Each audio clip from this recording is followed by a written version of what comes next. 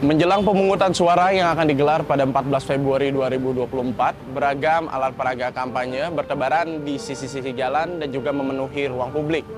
Tetapi, alat peraga kampanye ini justru didominasi dengan besarnya foto para calon legislatif ataupun eksekutif dibandingkan visi misi ataupun gagasannya. Lantas, bagaimana warga menanggapi fenomena ini?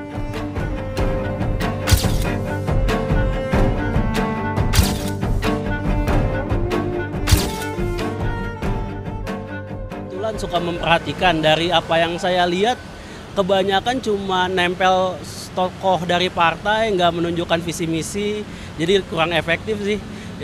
Jadi kadang-kadang bingung juga apa yang mau ditawarin ke kita yang milih gitu loh. Menurut saya sih sebenarnya karena udah kebanyakan, jadi kadang mengganggu, nggak ngelihat kiri kanannya apa pohonnya atau apalah gitu. Terus kedua mungkin karena terlalu banyak dan sama semua layoutnya. Jadi saya juga kayak memilih siapa, semua sama aja gitu. Jadi memang mungkin menurut saya itu tidak efektif ya. Udah gitu, abis itu bahan-bahannya juga sayang kan, habis itu buat apa juga gitu.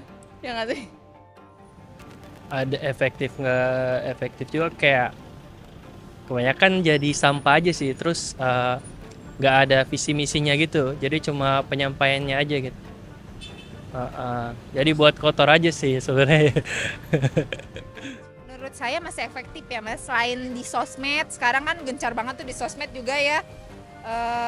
Menurut saya kalau lagi ada macet kayak gini tuh orang bisa lihat gitu loh. Karena kan gak semua orang tuh kan sibuk di mobile tuh cuman buat sosmed atau gimana. Nah ini kan jadi pada saat macet bisa, oh iya ya ini caleg nomor ini sekian, atau oh iya ya ini kandidat dari capres nomor sekian, kayak gitu loh Mas. Menurut saya masih efektif kok. Sebenarnya sih ada yang ada dan ada yang enggak. Misalnya ada program unggulan mereka tuh kayak kemarin tuh saya lihat di Twitter ya. Ada yang programnya tuh menginiin kucing-kucing atau gimana. Ada sebenarnya yang mencantumkan program tersebut, tapi ada juga yang cuma foto doang sambil begini doang gitu kan ya. Kalau misalnya kayak gitu mungkin nggak terlalu informatif ya. Kalau misalnya cuma foto doang mungkin bisa dikasih ringkasan visi misinya atau program-programnya yang nggak mau dijalankan gitu. Melihat fenomena tersebut, peneliti politik Badan Riset dan Inovasi Nasional BRIN Wasisto Raharjo Jati mengatakan, pola pemilih di Indonesia masih didominasi dengan hal-hal yang bersifat sederhana. Untuk itu, banyak para calon politisi membangun citra hanya lewat baliho dan poster yang sama sekali tidak menjelaskan gagasan maupun program yang akan diusung. Di sisi lain, ia juga menilai bahwa pendekatan kampanye tatap muka sangat penting dilakukan untuk membangun kedekatan emosional terhadap pemilih, sekaligus menjadi cara untuk menyampaikan gagasan ataupun program-program yang akan diperjuangkan oleh calon politisi.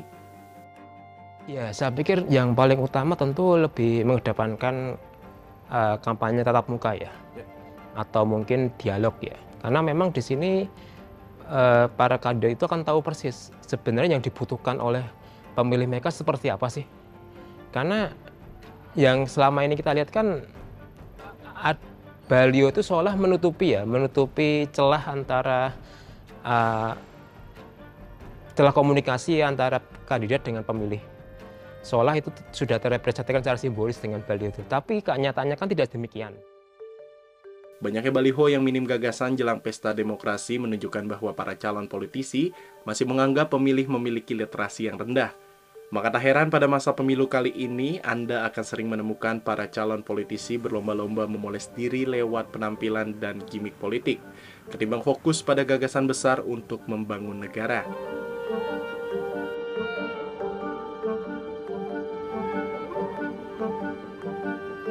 Pemasangan alat peraga kampanye harus mengikuti aturan yang sudah dibuat oleh penyelenggara pemilu.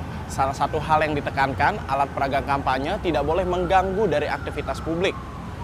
Meski demikian, sejatinya alat peraga kampanye ini masih menjadi salah satu media yang efektif untuk bisa menyampaikan gagasan ataupun visi misi daripada calon legislatif ataupun eksekutif.